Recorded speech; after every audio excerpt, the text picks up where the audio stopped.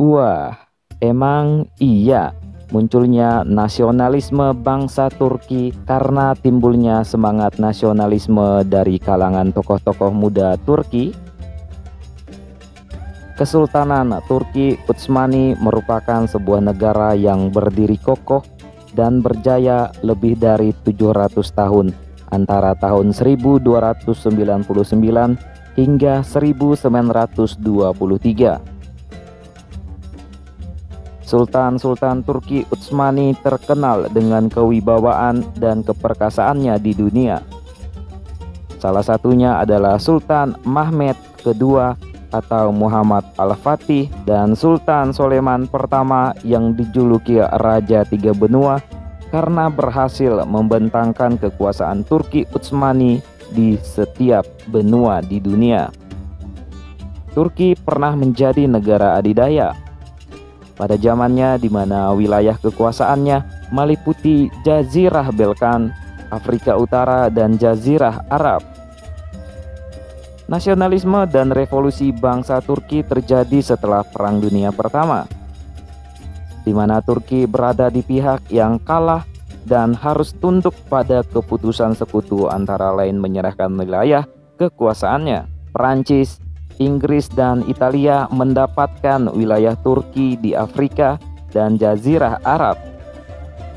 Sementara Yunani di Balkan memperoleh kemerdekaannya dari Turki. Nasionalisme Turki semakin tumbuh setelah negara-negara sekutu berusaha terus melemahkan Turki dengan cara membantu gerakan nasionalis Yunani merebut wilayah Turki di bagian barat Balkan tahun 1919. Puncak kejayaan Turki Utsmani pada abad ke-19 terus mengalami kemunduran sampai akhirnya mendapatkan julukan The Six Men from Europe.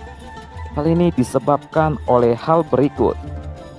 Yang pertama, tidak ada lagi sultan-sultan yang kuat dan besar. Intrik-intrik dalam istana semakin merajalela. Tentara Janisari yang terkenal telah merosot martabatnya menjadi pengacau kerajaan daripada pembela kerajaan. Pemerintah yang lemah dan kacau mengakibatkan adanya krisis Gezak sehingga negara-negara bagian berani mengadakan pemberontakan untuk melepaskan diri dari Turki. Dan yang terakhir adalah revolusi Prancis mengilhami negara-negara bagian untuk merdeka seperti Yunani, Bulgaria, Serbia, Rumania, dan Mesir. Kelemahan Turki kemudian dimanfaatkan oleh negara-negara imperialisme barat untuk menguasai jajahan Turki atau menghancurkan Turki sekaligus. Adanya perbenturan kepentingan antara negara-negara barat mengenai status Turki dan daerah jajahan inilah yang menimbulkan masalah Timur. Lalu, apa sebab-sebab timbulnya nasionalisme Turki?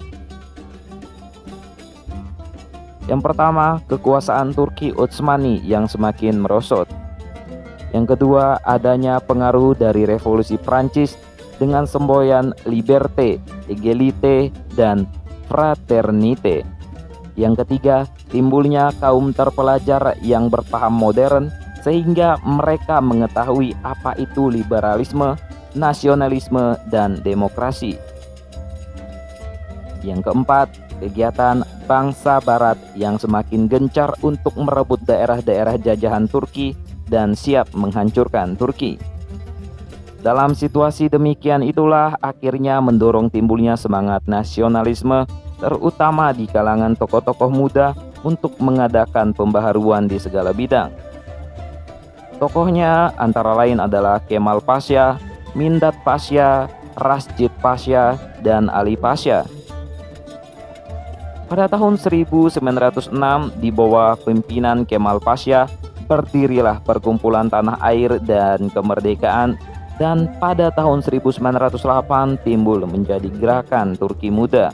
Tujuannya adalah untuk menyelamatkan Turki dari keruntuhan total, menanamkan semangat nasionalisme di kalangan rakyat, mengadakan perbaikan sosial, ekonomi, dan budaya, serta mengadakan pembaharuan organisasi pemerintahan. Lalu bagaimana Turki Utsmani dalam Perang Dunia Pertama? Selama Perang Dunia Pertama, pemerintahan Turki didominasi oleh gerakan Turki Muda.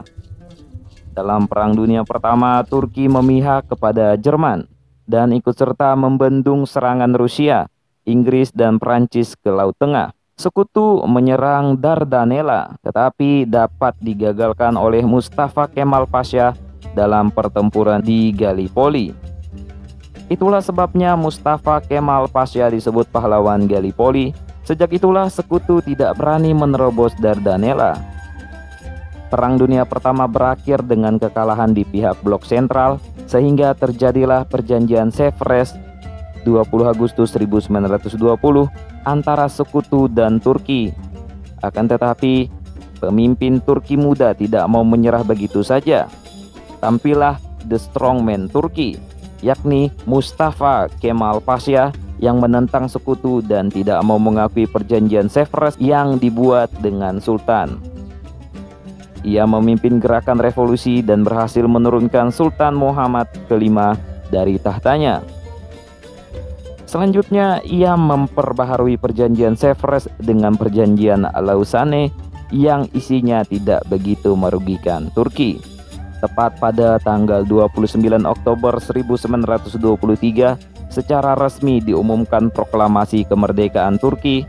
Sejak itulah kerajaan Turki Utsmani yang ortodoks dihapuskan dan digantikan dengan Republik Turki yang modern.